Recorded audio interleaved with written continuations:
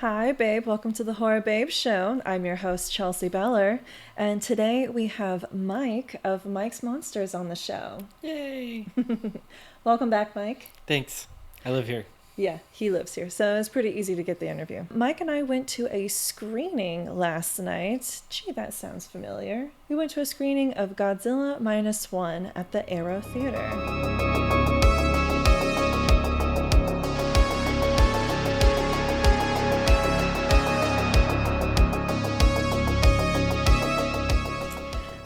Were there aspects of this film that you saw or understood this time that you didn't the last two times? Was there anything you missed previously that now you're like, oh?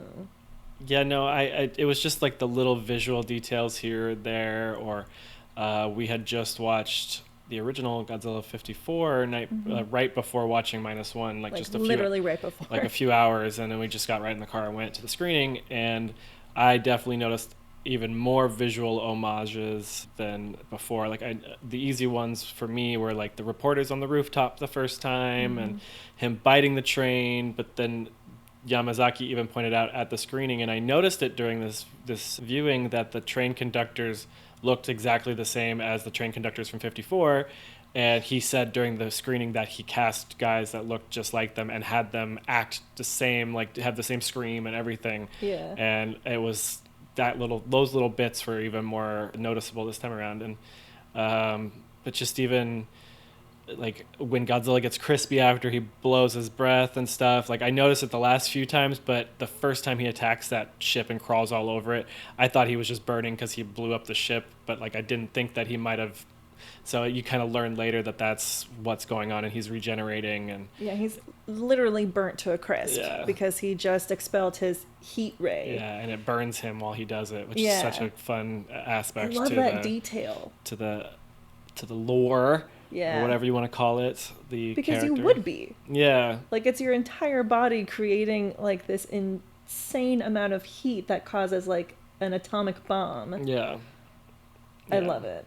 Yeah, I don't remember if I mentioned it was a Q&A as well as a screening with Takashi Yamazaki.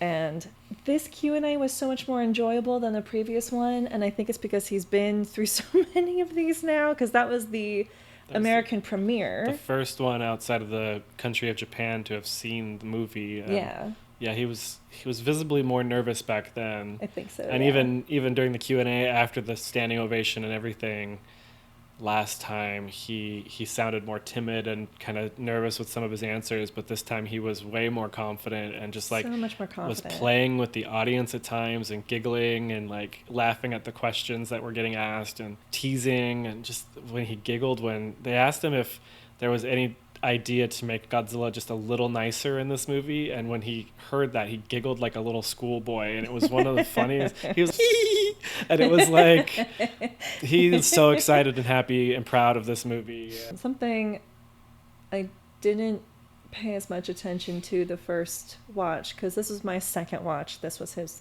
third, yes. Something I was paying more attention to this time was the character of Noriko. She was just kind of a supporting character to me in the first one, but this time she was so much more important. She really helps Shigeshima access his vulnerability and his emotional side, because especially for men of that time and men who were in the war, veterans, they wouldn't even think about their feelings. It was dishonorable to express distaste or any criticism at the time. Right. Eventually, after the war, people, like we see in this movie, start criticizing the government's choices, and that's kind of the moral of the movie, is that the government might not necessarily have your back, and especially when they say no, you have to take care of Godzilla yourself. Yeah.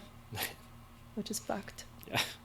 So I had so much more appreciation and love for her, because she really embodied vulnerability and emotion and also strength and persistence, because she fucking lives.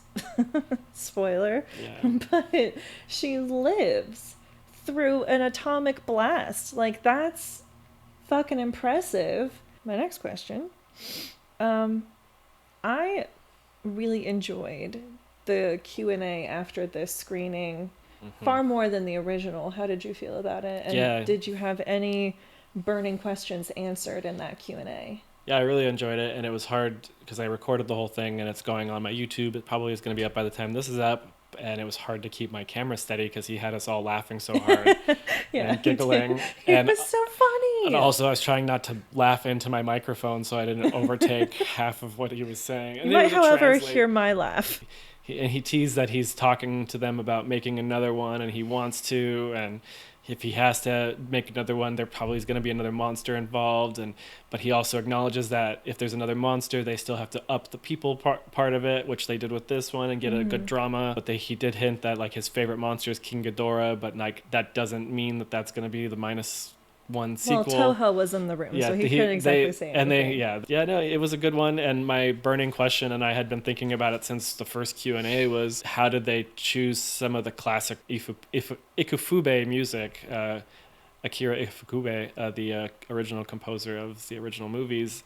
And they like chose King Kong versus Godzilla theme, and there's a Mothra theme mixed in there during the battle in Ginza. I wanted to ask, like, how did you go about choosing those? And he said that Naoki Sato, the composer, tried to make some original music and had actually made some original music before the movie had been even greenlit or something like that. So he was making some temp tracks, and that's right, yeah. He admitted that he can't make anything more fitting than what's been made before by Ifukube, and he mixed some tracks together, and when he showed it to him, he was like, this is perfect. The Q&A host said something like the music's a character on its own in the movie, and I really completely agree with that.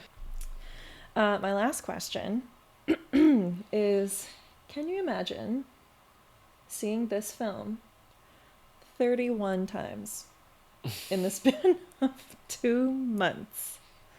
Why am I asking that? That's a great question. At the screening, the host wanted to know how many people had seen this film multiple times. And so he had everyone raise their hand if you've seen it twice, 3 times, 4 times, and everyone would drop their hand if the number didn't apply to them. People kept their hands up for a very long time. Like, it was very surprising, but also not surprising because Godzilla. I think once he got to like 15, he was like, all right. And then the hand just kind of went. Yeah, there was one hand left. She had the most confident hand raised, and she waved her hand like, keep going, keep going. And he just was finally like, how many? She said 31 times. That's last night's screening was the 31st time. Yes, it was. In the span of the movie coming out in December 1st, 2023, and it's now February 11th today. So we did the math, and that's like almost every other day, maybe. Every other day. She stated that she saw Minus Color, which I didn't get a chance to see because my car got stolen. We're not talking about that. Don't drive Kias if you get your Kias protected if you have one. Anyways, I didn't see Minus Color, but she said she saw that once a day for the week it was out, so it was like 8 days or something. So that counted into the 31. Yeah. No, I could watch the movie 31 times. In a Certainly, year? Yeah. In a year, possibly. I mean, there have been times where I've watched some movies like back to back to back, but like not going to the theater though. Like I can't afford that. That's like a whole thing. How much does that cost? Now that I've thought, I mean, there's been a few times where we saw it for free the first time, so maybe she was at a free screening or two. I believe she must work at a theater. Something, but like if she doesn't think math is like at least $15 a ticket, maybe 20 nowadays. Yeah. 31 times that. Yeah. Basically, we're asking Kat, what is your secret? Kat, how did you do it? And how does it feel to be titled the daughter of Godzilla now?